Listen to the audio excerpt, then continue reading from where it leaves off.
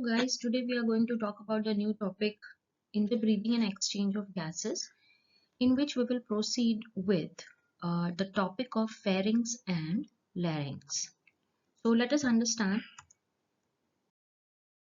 Now let us first talk about pharynx. Okay, always remember that pharynx is a passage that is common for the digestive system and the respiratory system. So this is a short conical tube that is a common passage for food and air. This is something very important. And you can see that this whole area, why we are writing short? Because it is short as compared to the esophagus. Now, you can see over here that uh, the nasal cavity will lead to the pharynx. Okay, it will lead to the pharynx. Okay, and then pharynx is divided into three main parts. You can see that in the diagram, this is a nasal cavity. So from here, air inhalation takes place, and here it goes from the nasal cavity, it goes to the nasopharynx. From there, it goes to oropharynx.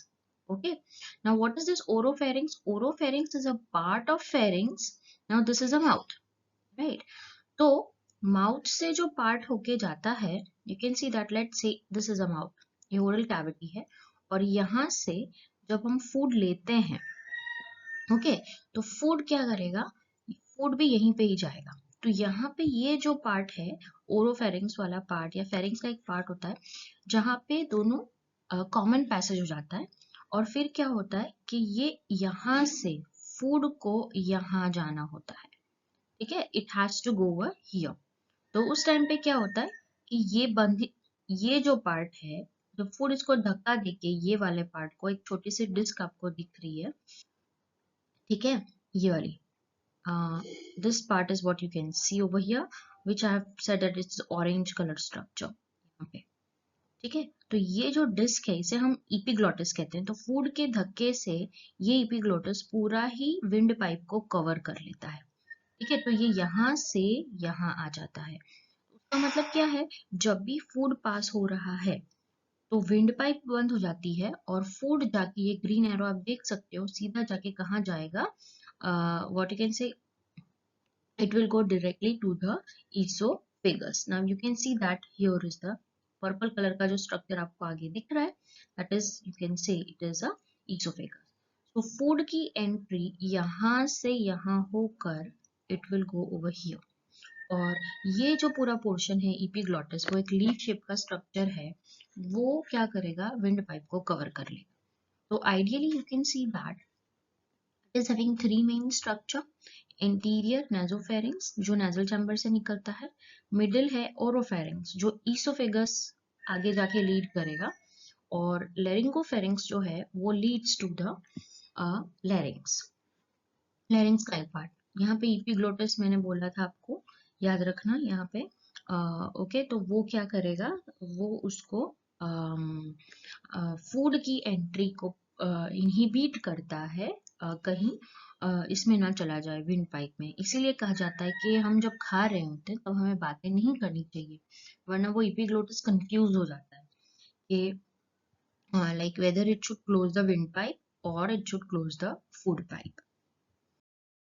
Now next we are going to talk about a voice box. Voice box is also known as sound box. You can see over here this is an epiglottis. Epiglottis ideally voice box के ऊपर होता है और उसका एक cartilage कहा जाता है. तो ये भी एक कोनिकल शेप का स्ट्रक्चर है. It is made up of a cartilage that is known as hyaline cartilage. इसके अंदर कार्टिलेज और कॉर्ड्स दो होते हैं, वोकल कॉर्ड जो वाइब्रेट होके साउंड बनाते हैं. आगे हम बात करते हैं, तो ये पूरा स्ट्रक्चर है जो हमारा एग्जैक्टली नेक एरिया में होता है. It is having mainly cartilages like epiglottis. Then the second one is thyroid cartilage, arytenoid cartilage, sarcoid cartilage and corniculate cartilage. Actually हमारा वॉइस बॉक्स ऐसा कुछ होता है, राइट. साउंड बॉक्स लेरिंग्स ऐसा होता है, ये तो पूरे ट्रैकिया होता है, यहाँ से ट्रैकिया शुरू हो जाता है. तो ये है, इसको हमने लॉन्जिट्यूडनल सेक्शन में कट करके अंदर के व्यू दिखाए हैं. ओके, तो इतने कार्टिलेज होते हैं। एक एक्स्ट्रा भी कार्टिलेज होता है जिसका नाम है क्यूनिफॉर्म कार्टिलेज। अब जो हमने देखा, जो पहले वाला कार्टिलेज था जिसका नाम है थायराइड कार्टिलेज, वो सबसे बड़ा कार्टिलेज होता है। एंड मेल के अंदर आपको पता है कि मेल एट मेच्योरिटी उनको नेक पोर्शन में देखा जाए, आगे गले में, तो एक पॉइंटेड स्ट्रक्चर उगा हुआ होता है। तो वो जब मेल में सेक्सुअल मैच्योरिटी आती है या प्यूबर्टी आती है तो वो थायराइड कार्टिलेज थोड़ा बड़ा हो जाता है, जिसे हम कहते हैं एडम्स एप्पल। तो वो टेस्टोस्टेरॉन की इन्फ्लुएंस में होता है। दूसरा जो कार्टिलेज है that is known as cricoid cartilage. तीसरा है इपिग्लोटिस, फिर आर्टेनॉइड, कॉर्निक्यूलेट एंड क्यूनिफॉर्म।